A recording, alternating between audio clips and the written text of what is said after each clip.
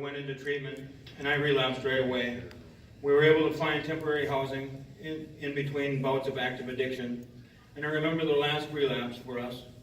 This time our addiction would introduce us to a whole new level of darkness and despair.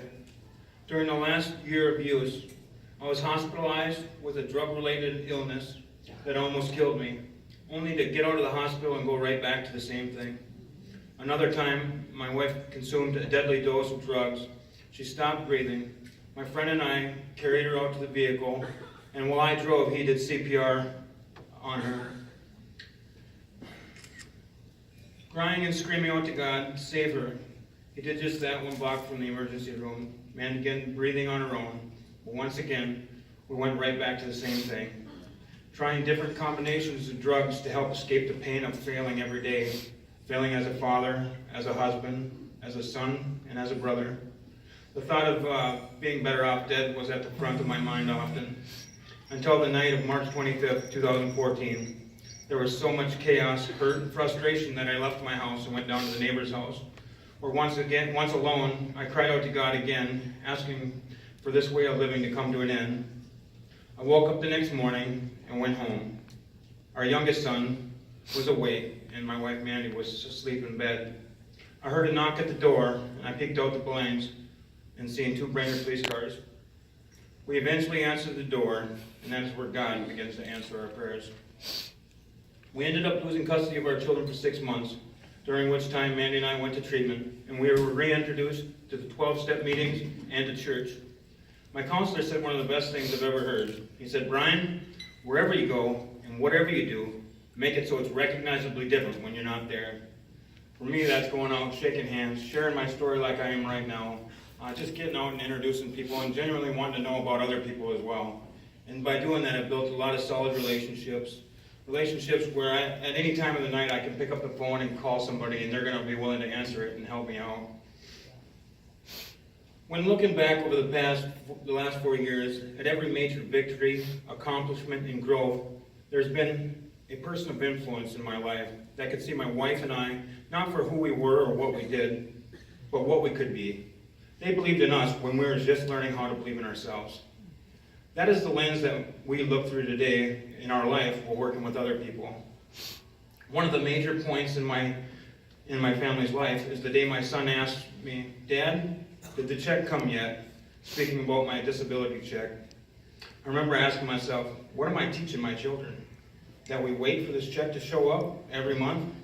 It was at that moment that I knew I needed to do something different.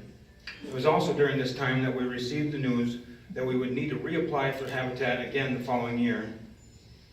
But in the meantime, we should work on gaining some stable employment for both of us and to work on our credit.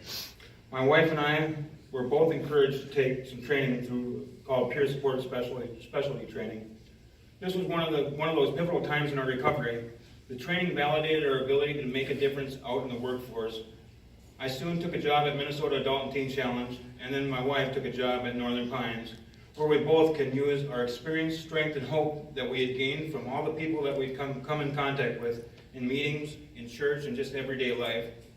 We both love our jobs and the many opportunities we have to serve people in different ways. During this time, Mandy took her credit cleaning as a challenge, and I have to say that she really inspired me. And it all added up on a Monday, a little after 3 p.m.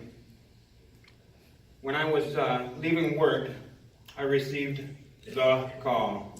You guys know what I'm talking about. The call was the one that I know will change my life, my wife's, and the individual future of each of my children that are living in our home right now. And as a testimony, will change the outlook, perception, and the future of those that we come in contact with. That phone call was from Tom Heiss with Habitat for Humanity. He's calling me to let us know that we were chosen as a partner family. I remember that day. I remember when the phone screen said Habitat. Wow. I said a quick prayer and then very, very carefully answered the phone. I was worried that I might drop it the way my hands were shaking. Every time I recount the story of that call, I get excited and filled with joy. After Tom told me that we were chosen, I asked him, are you serious? And then after all, I let out a whoopee. and then express my gratitude. I hung up the phone and then started making call after call. First call to my wife, and then every other call after that to every influential person in our life. This was really great news. The house we are living in now is very small, crowded, and hard for us to be together as a family. I asked each of my kids, why are you most excited to get into a new house? And the answers are so true. My daughter Adriana said she's most excited to be able to sit in the same room together as a family. Because right now it's so tight that we can't even have people come over and visit, because if we want to visit, we actually have to go outside and visit because there's just not enough space. And then the same things for our kitchen. She's so excited to be able to sit at the table, family table, and eat dinners and different meals together. We currently have to store our bikes inside the house and other things where we can, and one of those spaces is behind the kitchen table, and the other one's in the living room.